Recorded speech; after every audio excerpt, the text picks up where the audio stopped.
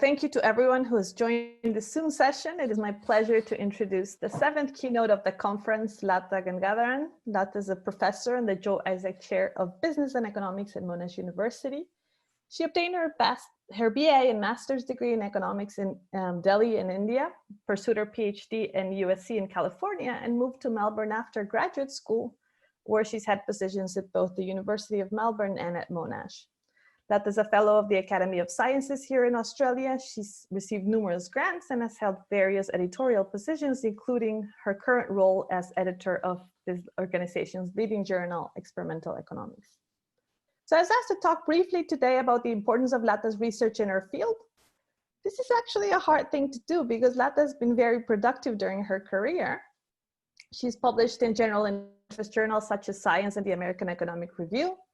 But her research also spans across various fields such as environmental economics, institutional economics, and development. I think a common feature of her work that stands out to me is how she combines experimental techniques, so both lab and field methods, with features of field settings to study the importance of the social and institutional context in which individuals make decisions.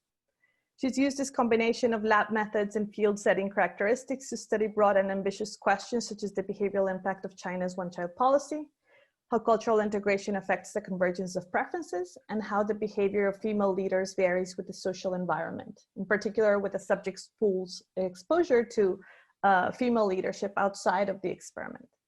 This is just to name a few of the papers I'm familiar with, which I find fascinating. Lata also has important methodological and institutional contributions in our field, which I'm sure many of you are familiar with. This work combines theory and experiments to study more behavioral features of decision-making and social dilemmas. On a personal level, a characteristic feature of Lata that is worth highlighting is her kindness. You will often see her smiling at conferences, very willing to talk to junior researchers she's never met, wanting to provide constructive feedback on research, and happy to give professional advice if you ever ask her. She's somehow welcoming and not intimidating to talk to when you're starting out as an academic. Lata, thank you for setting a great example for how to behave towards junior researchers. It is always a pleasure to see you. So to the audience, Lata will give a presentation for 45 to 50 minutes now. It would be great if during the talk you could only ask clarifying questions. You can unmute yourself and ask those. We will open the floor for general discussion and Q&A at the end of our presentation. Lata, the floor is yours. Thank you, Maria. Thank you for the very generous introduction. It's very kind of you. I also want to thank all the organizers and also the student helpers for putting together such a wonderful conference. The sessions that I've been in have gone on without a hitch, and thank you all for doing this, and thanks also for inviting me. So the research that I'm going to share with you today comes under the broad umbrella of compliance with regulations. Laws and regulations, as we know, have a wide and far-reaching scope in society. You can see them in the area of the environment. You can see them operating in occupational health and safety, in the area of taxation, to try and reduce misbehavior of financial advisors and banks, and also in the area of crime in general. But the effectiveness of laws and regulations can only be as much as the monitoring and enforcement that goes along with it, which is why it is really important to find mechanisms to improve compliance amongst firms and individuals, because that will help in achieving society's goal of reducing workplace accidents, of cleaning the environment, of reducing fraud and crime in society. And that brings us to why should firms and individuals comply with regulations? Now, this is a fundamental question which has been asked in economics and in other disciplines as well, and it has inspired a lot of research. In 1968, Gary Becker introduced the idea of optimal compliance in economics, and he discussed the costs of compliance and the benefits of crime prevention, and therefore how much should society spend in terms of preventing crime. Since then, a rich body of literature has explored the economics of compliance. So much so that now we have several survey articles on this topic. There are articles which focus on compliance with the law in general, with tax compliance, and also in the area, there are articles in the area of environmental compliance. Now, some of these survey articles focus on theoretical contributions in this area, some focus on the empirical work that has been done on compliance, and there are some new articles now which also focus on the insights from experimental work. So that's the main focus. In some of these other articles also people talk about RCTs and other kinds of experiments, but the two that I've highlighted, they focus mainly on the lab experiments done in this particular area. So today what I'm going to do is to talk about two projects, both of which look at ways to improve compliance in different contexts, and they identify different channels. The first project is one where regulatory compliance decisions are made in terms of an organizational structure, right? And the particular organizational structure that we're going to be looking at is a principal agent kind of a structure where an action which may lead to an accident. And this accident may harm the principal, but it might also harm other people in the group. And this is what leads to a social dilemma. We're going to be thinking of how to incentivize the agent to put in effort so that these accidents are not very likely. Okay, so that's going to be the compliance problem that we'll be dealing with in that particular project. In the second project, we are going to be looking at how to use insider information to improve compliance. And here, the idea would be to apprehend, to find a mechanism to apprehend the most severe offender. Okay. In both these projects, we would have economic or monetary factors that are going to influence compliance decisions. And these are basically factors like the probability of detection of the crime or the penalties that are imposed if you are caught to be not compliant. Both these projects also include behavioral factors. In the first project, for example, we're going to be looking at the role of reciprocity and whether that helps in improving compliance. In the second project, we'll be looking at agents being boundedly rational and whether that impedes the decision-making capacity of these agents. Both these projects also have another common element, and they both report results from lab experiments. So lab experiments and experiments in general are actually quite useful to study compliance.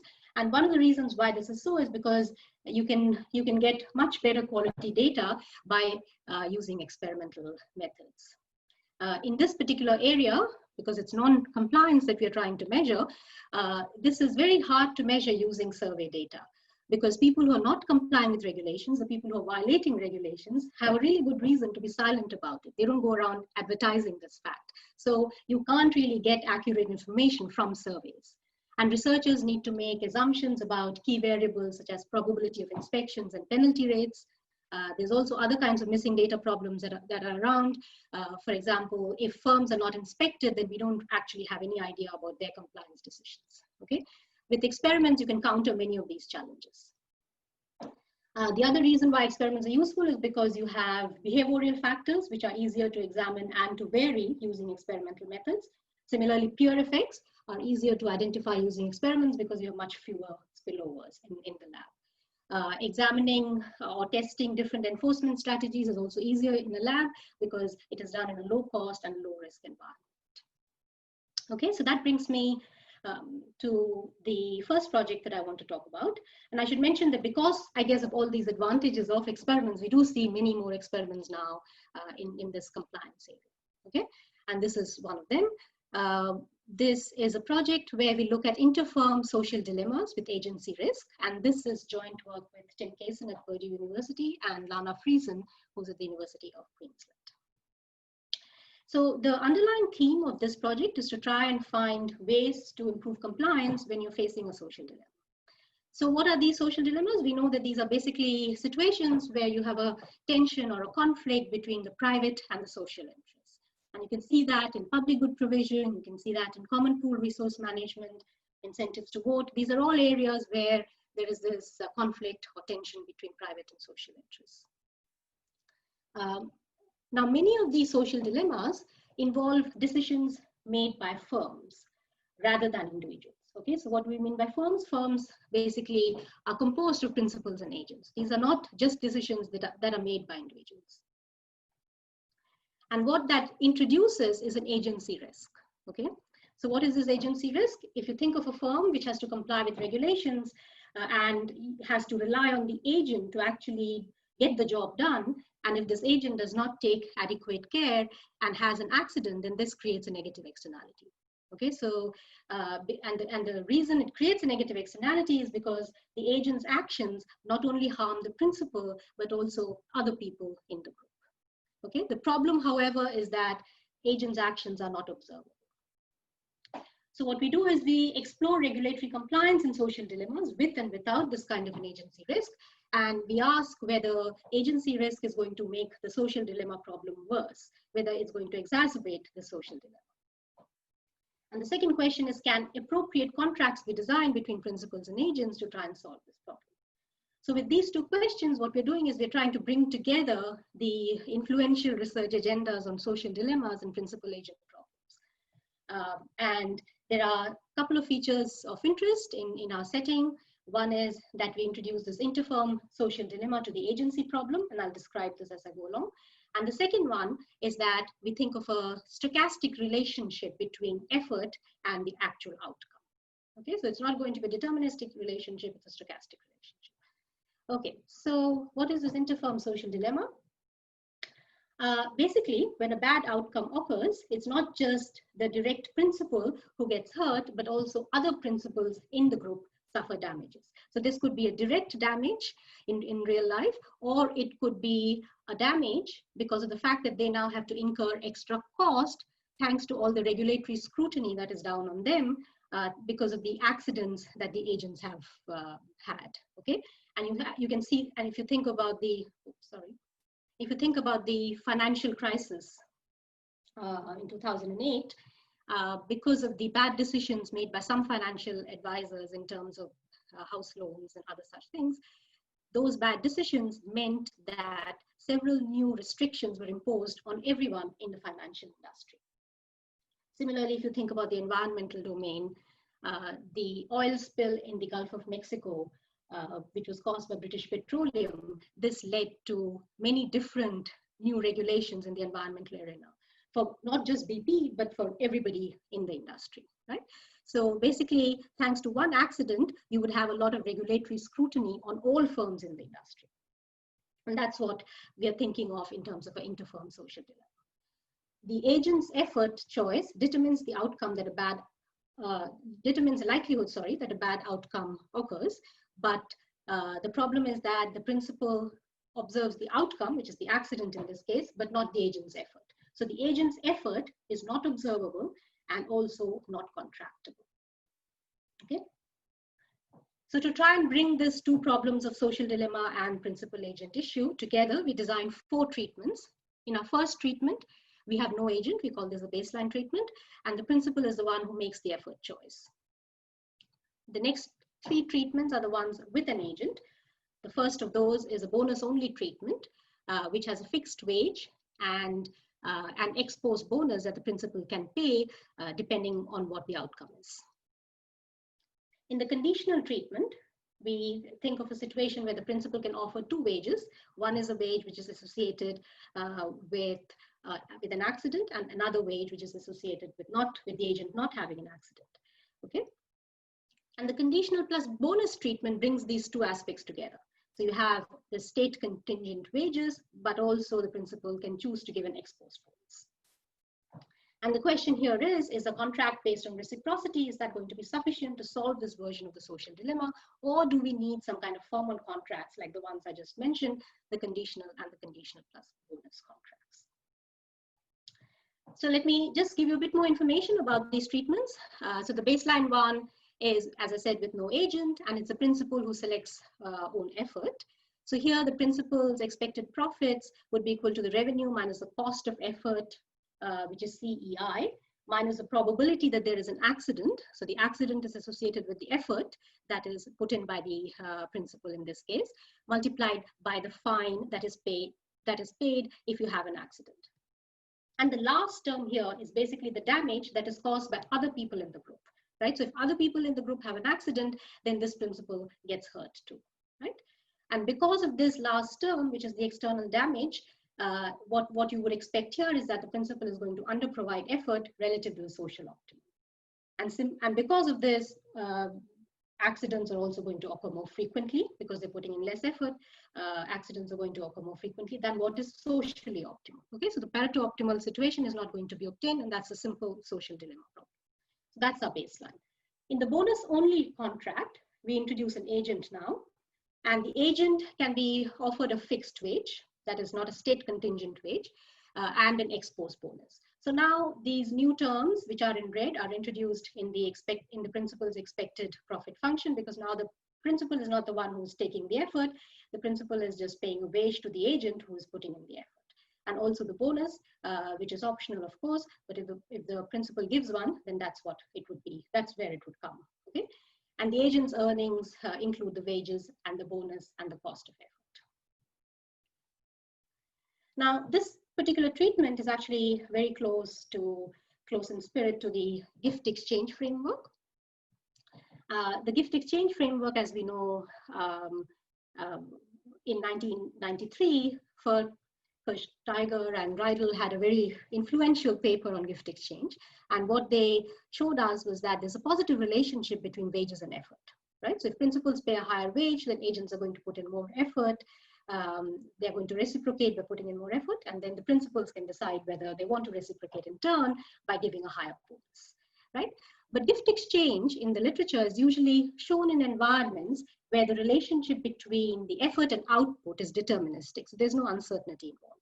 And even though you can't write a contract, the principal can't write a contract on the agent's effort, agent's effort is still observable. In our setting, we are going to have a stochastic relationship between effort and output. In addition, the effort is not observable, and there's also going to be an accident that can create externalities. Okay. Now, it's interesting that in the literature, we don't see many papers which look at this random shock or the stochastic relationship, but the few papers that do, what they show is that creating the stochastic aspect or the, between the effort that the agent has put in and the actual outcome, this weakens reciprocity and the efficiency of gift exchange. And what we're going to do here is to try and push it further, because we also have the social dilemma aspect to it. Okay. And we'll see whether behavioral contracts can try and solve the problem in this kind of a setting. So based on what we know, we can think of two predictions. We can think of a prediction based on selfish preferences, and we can think of a prediction based on gift exchange. So according to the selfish preferences, the principal is going to offer the minimum wage possible, agent is going to choose the lowest effort possible, principal doesn't pay a bonus, right? So that's what we would expect. But gift exchange tells us that this may not happen because the principal will offer more than the minimum, and there'll be positive reciprocity, agent will respond, and this also means that the principal will respond with a higher. Okay. So, of course, as I mentioned before, we have some slight differences from the standard gift exchange framework. So it's possible that we might not see that strong relationship here. Now, in the next treatment, what we have is a conditional wage. Actually, both the other two treatments have a conditional wage. One of them has a conditional wage plus a bonus. But in both these treatments, basically wages can be conditioned on the accident outcome. So you have this principal's expected profit function, which now looks like this, because we have introduced these wages, which are contingent on having an accident and not having an accident. So X is accident and Y is not having an accident, okay? And B is in the treatment where there is a bonus given. So these are the new aspects in this particular treatment. Similarly for the agent. And as we said before, even in this case, we can think of a prediction based on selfish preferences and a prediction based on gift exchange. So in the selfish predictions, we would expect that the optimal wage contract would be one where you give a zero wage in the case of an accident and a positive wage in the case of no accident. Okay.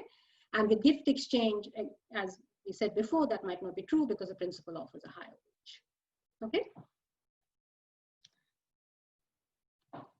So just to summarize, before I show you the results, the treatments, there are 4 treatments.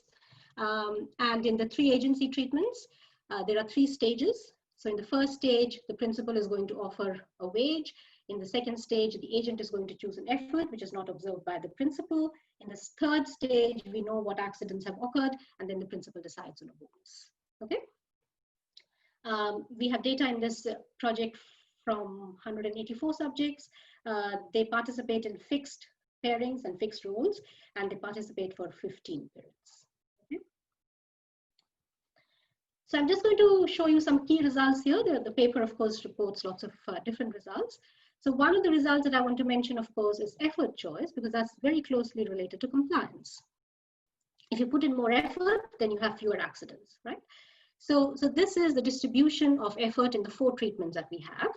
And you can see that in the baseline, the modal effort is somewhere here. So that's, I think, about 4. And so this treatment, the baseline treatment, seems to be very similar to the conditional plus bonus treatment.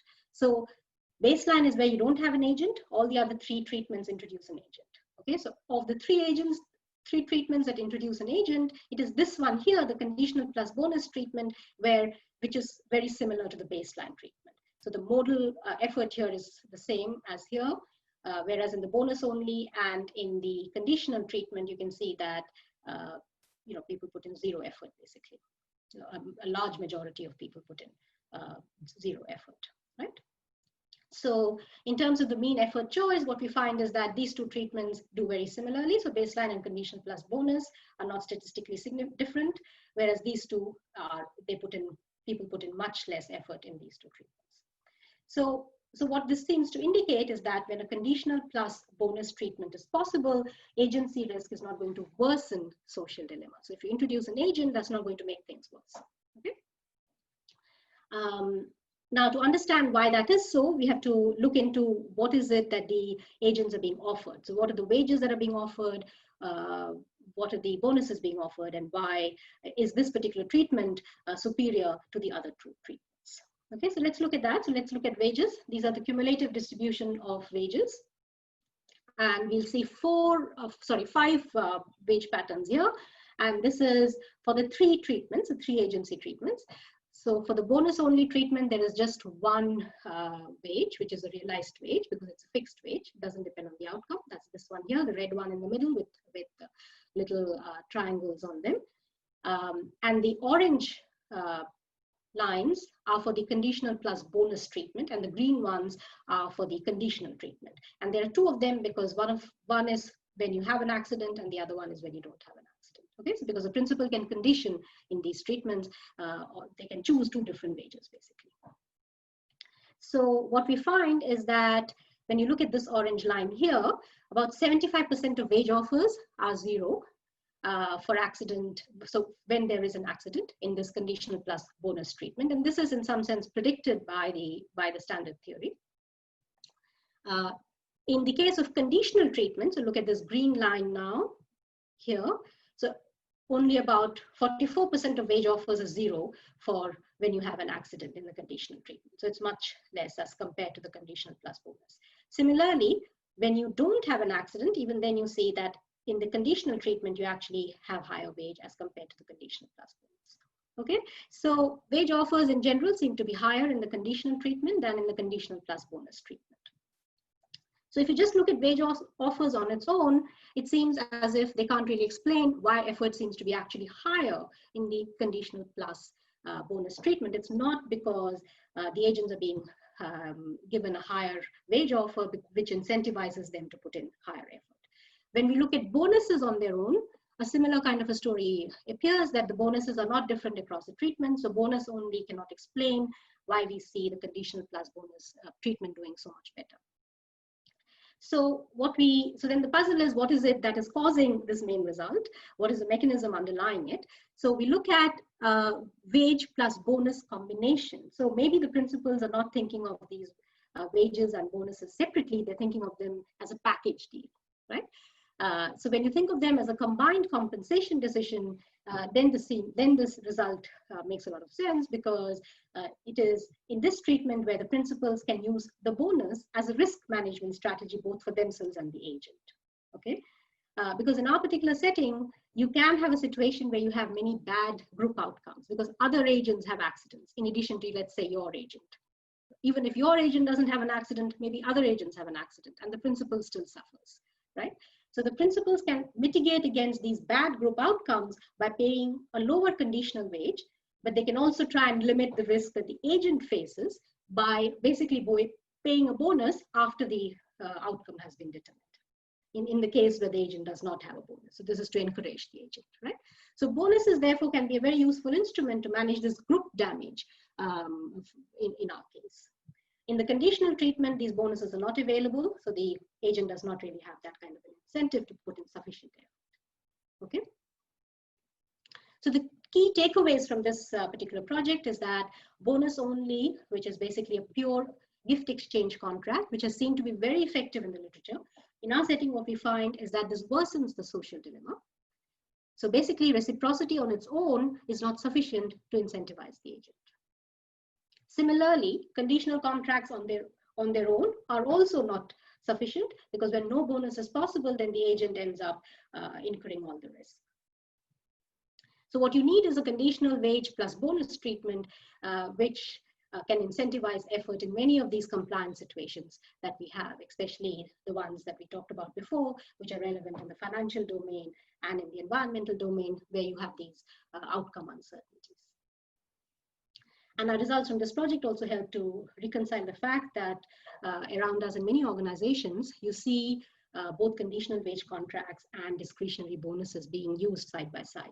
And there's a good reason for that. It's a good economic reason and behavioral reason for those to be used side by side in those kind of organizations, especially in cases where you have these external effects.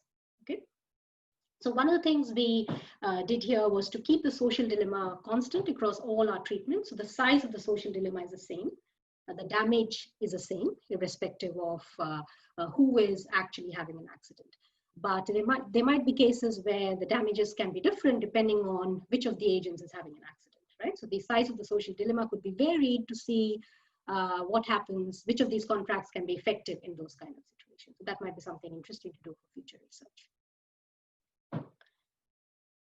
So I want to now draw your attention to the second project that I want to talk to you about. And this is a project where we're thinking of increasing compliance by using insider information or group information. And this is joint work with Zhengyang Bao and Matthew Leister. All of us are from Monash, and Zhengyang is a PhD student of ours, and he's on the market this year. So, so the idea here is to think of situations where people may be able to observe others' illegal activities or others' compliant or non-compliant decisions. Okay, so think of firms which are dumping toxic pollutants, or which are producing fraudulent health products, or engaged in crime in general. So they may be able to know what their neighbors are doing or what their peers are doing in the industry or in the group. So how can regulators leverage this kind of insider information to try and apprehend the most severe offender of the group? Because this can really reduce illegal activity and improve compliance. Okay. So what we're proposing is a peer-informed audit mechanism such that a person who is randomly caught is incentivized to reveal information about her network. And the way this mechanism works is that it will provide the suspect who has been just randomly caught an opportunity to move the fine or the punishment to somebody else. Okay. And we examine if this kind of a peer-informed mechanism can decrease violations and improve compliance.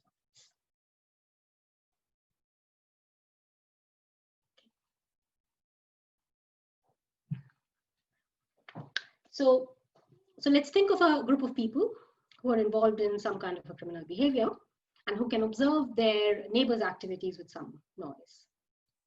And let's say that the regulator happens to come across one of these violators. Now, this person is given the opportunity to challenge somebody else in their own group.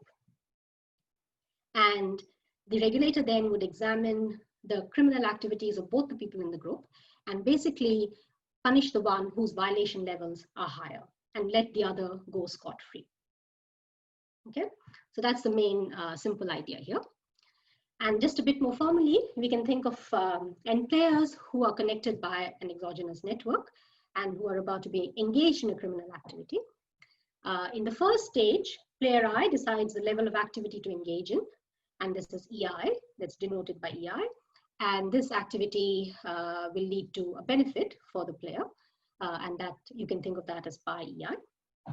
Now, player I can observe the decisions made by other players whom she's linked with. Okay, So let's say that player I can observe the decisions made by player J, and EJ hat is a signal that player I observes for J. But EJ is the true level. So there's some kind of a noise in the system. So you can observe most of the information, but you can't observe 100% of the information. So it's not fully accurate, let's say. So EJ hat is equal to EJ plus some random noise. And this is uniformly distributed, this noise. In the second stage, the regulator randomly audits one of the players from the network. Now, so whether this audited player pays a fine or not depends on the enforcement mechanism in place. So if it's a baseline mechanism, then the audited player is going to just pay a fine and there is no insider information that is used.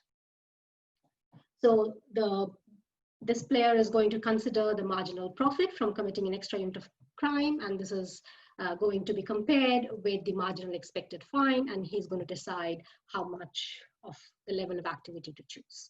Okay. So this is just a simple case because the probability of being fined is fixed in this particular case. But if it is the peer-informed audit mechanism, then the audited player can choose to challenge one linked player. So if I does not challenge, then she has to end up paying a fine, and that's exactly the same situation as in the baseline. But if I does end up challenging another player, then the fine is going to depend on who has a higher level of criminal activity. Okay. So when calculating the probability of being fined, player I has to consider two things. You have to think of whether player I will be audited and whether I can challenge another player and whether that will succeed or fail. Okay, so I is audited and I's challenge of her neighbor fails in avoiding the fine. And the second case is where one of I's neighbors is audited and that person then challenges I and is successful in the challenge. In both these cases, it's player I who ends up paying the fine. Okay.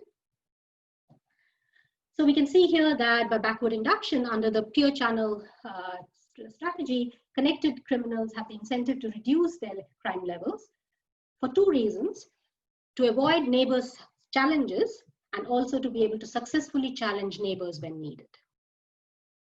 Okay. Now, where do the networks come in? The networks come in because the likelihood of a successful challenge and being able to challenge another person is going to depend on the number of links the player has and what is the network structure that they operate. Okay. So we have 4 treatments in this project. We have one which is a baseline, and we compare the baseline with 3 network treatments. And this is a between subject design. So this is what the baseline looks like. So there are 5 players in a group, and these 5 players are not, so we don't use the insider information from the group. Okay. We have data from a one-shot game. We also have data from a repeated game where players participate in fixed groups for 20 periods. I'm going to focus more on the one-shot game results today. And we have, I think I mentioned before, these are groups of 5, and we have data from 300 participants. So the network treatments, which are the peer-informed audit treatments, so we have 3 of them. We have the star network, where the periphery players are connected to the center players. This is the center player, and these are the periphery players. Okay, so each of the periphery players is connected with the center player, and we have the circular treatment network, where each person is connected to 2 people, one on each side of them. And we have data from a complete network where everybody is connected with everybody else. Okay, so the number of links are least in the star network and most in the complete network. So in all the network treatments, in the first stage, subjects are going to decide on their production level. And in the second stage, the computer draws a number from a uniform distribution. I think I mentioned that before. And then a signal is drawn, a signal is computed for each of the players. Okay, and this signal is going to be equal to the true level that they have chosen plus a random number, which is drawn for each player. And all players are going to observe the same signal for a particular player. So for player 1, for example, all the players 2 to 5 are going to see the same signal. So you don't see the signal that has been drawn for you. You obviously know your true level because you're the one who chose it, but you don't know the signal that other people see because you don't know what random number has been computed for you by the computer. Okay. So in terms of what we expect, so this graph tells us that in the baseline treatment, where you can't really use the network benefits, the crime level is going to be much higher. In the other treatments, which is a star treatment, in the complete network and the circular network treatment, we find that the crime levels, we expect that the crime levels will be much lower. For the star treatment, we also have separate predictions for the center player and the periphery player, and this is for the overall star network. And we see that overall, let's go with the first hypothesis. So the first hypothesis is that overall, all the network treatments improve compliance in all networks as compared to the baseline, which is this one in blue here. Non-compliance should be higher in the star network as compared to the circular network, which in turn should have higher non-compliance than the complete network. So the more links you have, you expect to have more compliance in those networks, right? So this one has the least links, so this should do the worst, and the complete network should do the best in our situation. And within the star network, the center player chooses higher compliance levels as compared to the periphery player. And this also makes sense because the center player is actually connected to all the periphery players, whereas the periphery player is only connected to one center player, right? So there are more people that you can basically pass on the blame to if you are the center player, right? So the benefits from adding a link overall outweigh the corresponding costs in our setup for the mechanism to be effective. So now let's see what we find from the experiments. Okay, so let me show you some results.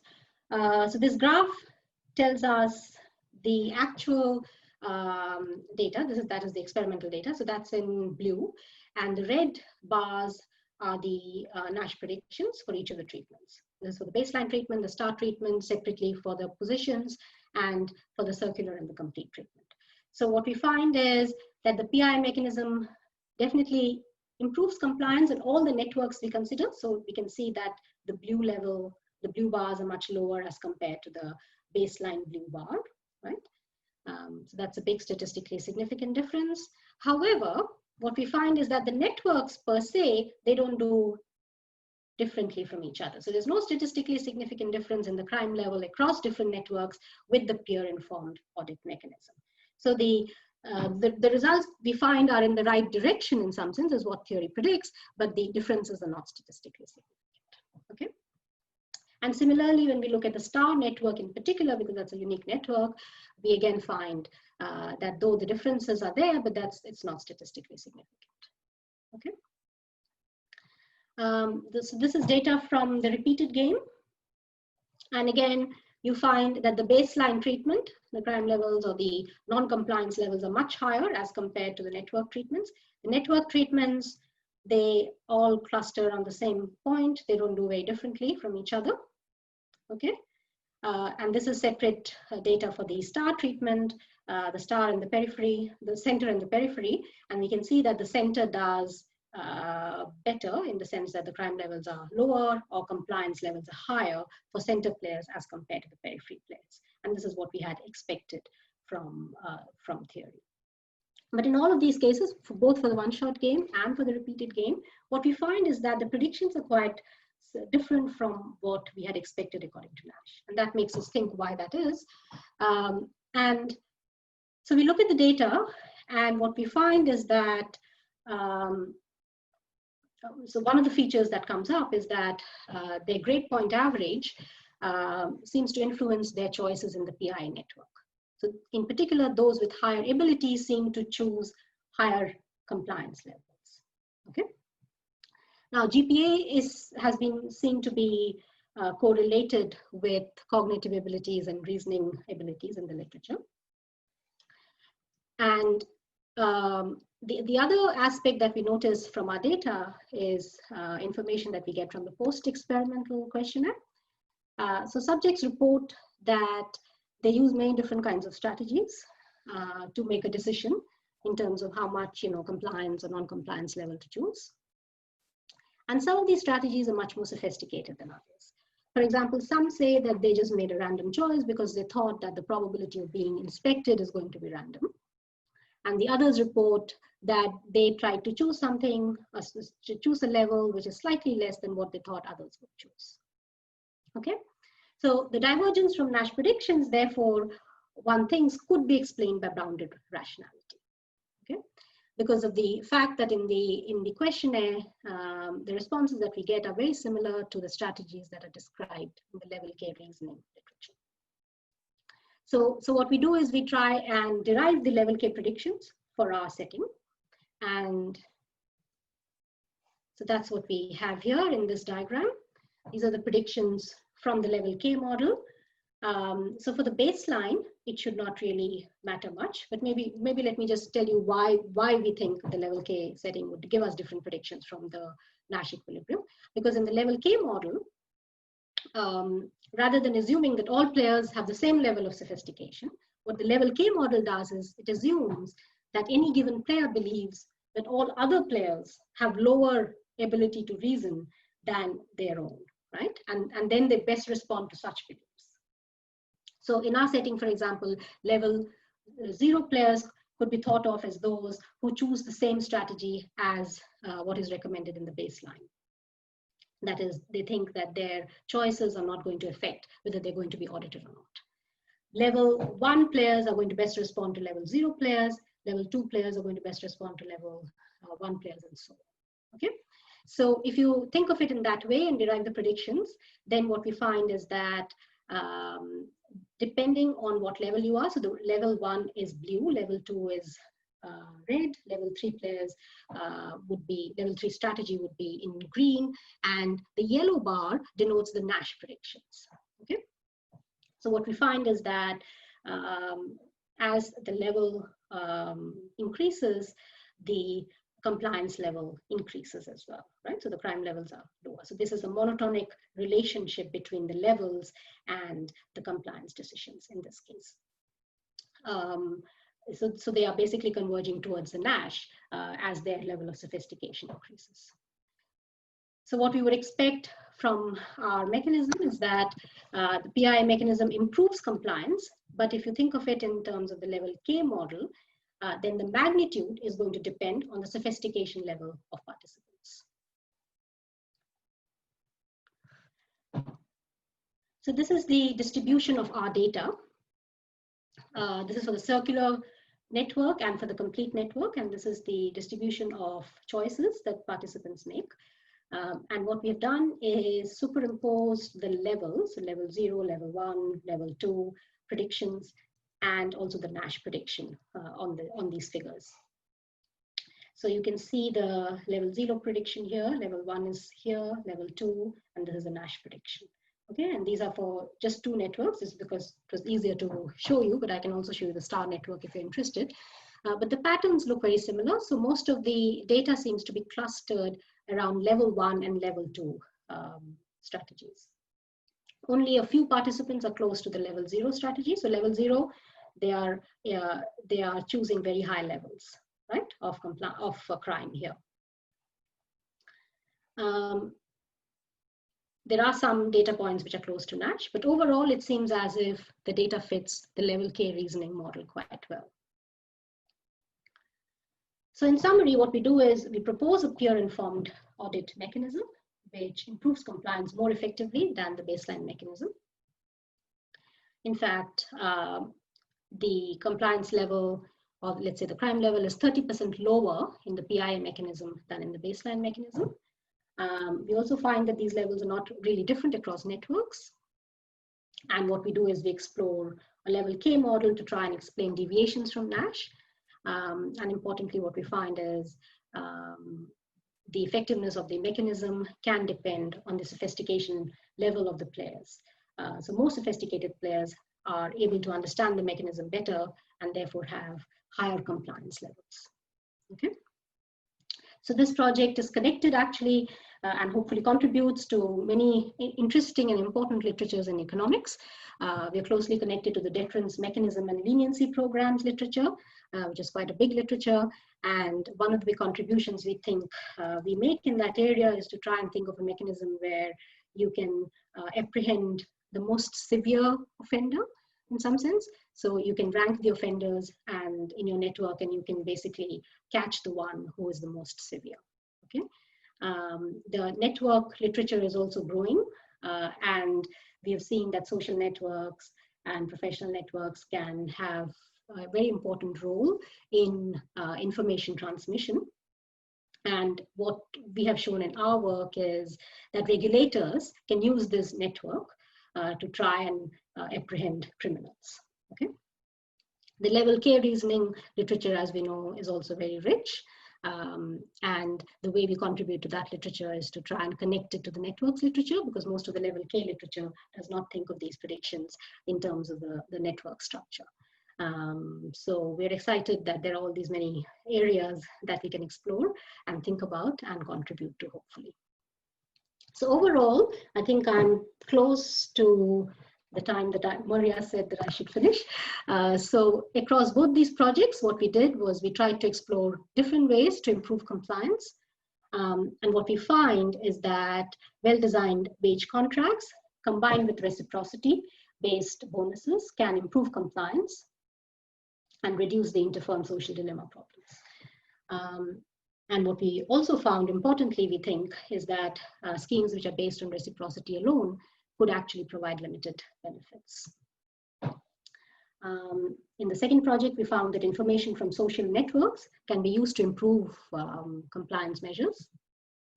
And we considered the difference between sophistication level of players, and we think that could be actually quite important in terms of policy, and that we should be able to, and we should hopefully do more work to understand how this mechanism can be improved in general. Thank you. That's all I have to say. Thank you, Lata. That's a great talk. So to the audience, if you now want to ask questions, feel free to ask it or raise your hand. I'm going to be monitoring. John Paul? Good morning. Hi, Lata. One question. So I wasn't sure about if the signal is related to the level of effort, or in this case, the crime in a network. Because one will think that maybe the network is important to see how well others can see me. So if I'm a star, I'm more powerful, and therefore, you know, maybe people won't observe me as well, right? So people are in the periphery cannot see me as well when I am in the middle of the star. So I'm not sure if you consider that idea in your framework. Yes, so that's important, and star in some sense is unique, right? Because actually for all the other networks, we can keep anonymity constant. But in the case of the star network, if you're challenged, you know that it's come from one particular person because there is only one link that you have, right? So periphery is only connected to the center. So in that case, you know, you would know who has actually challenged you, right? But in all the other networks, that is not possible. So yes, in terms of the star network, definitely there are some unique aspects. And we also see that to a certain extent in the results. And I can talk more to you about that later. So next question is Catherine. Hi, Lata. I had an excellent talk. It's really very interesting work. I had a question that I think is most relevant to the first one.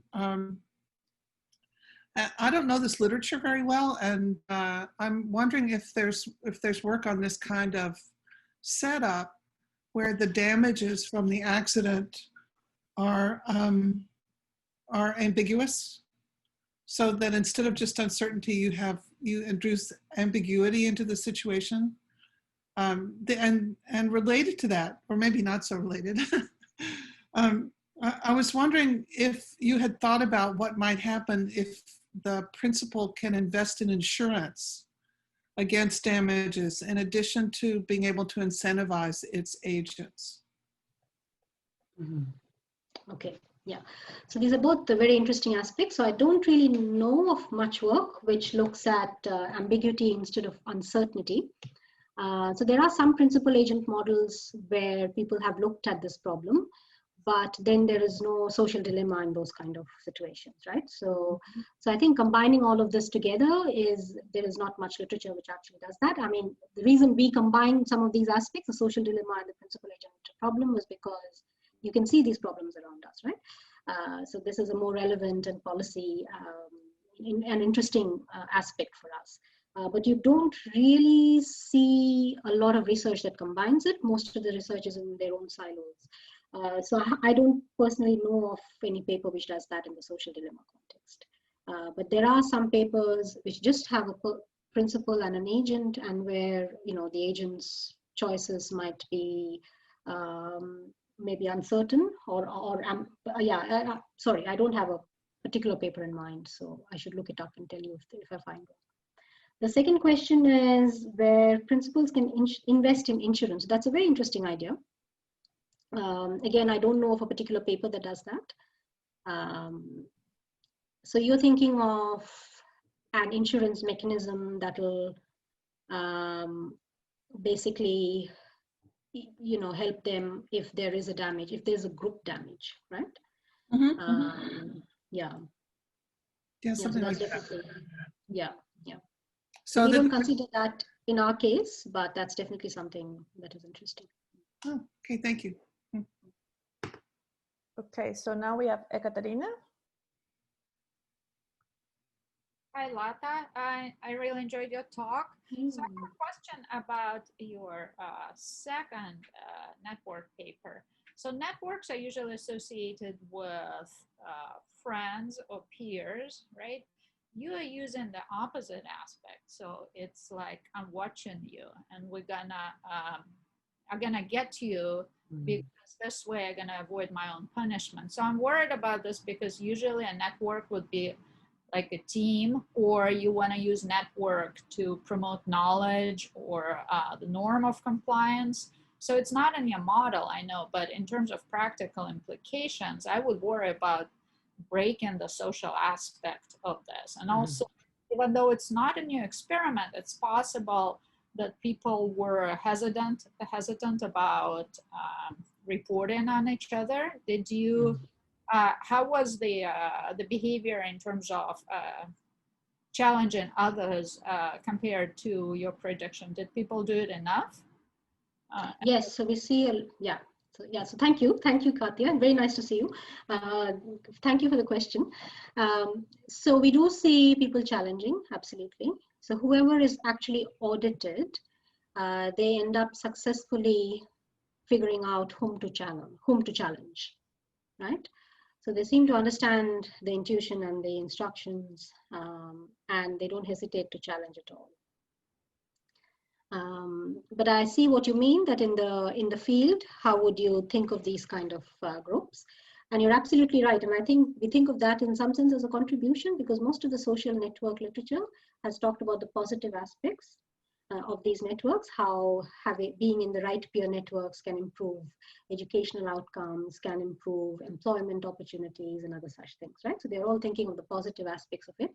And what we are trying to do is to think of how regulators can use these networks to try and find the person who is the most criminal in these networks. Now, this is similar to the whistleblowing literature and the leniency literature.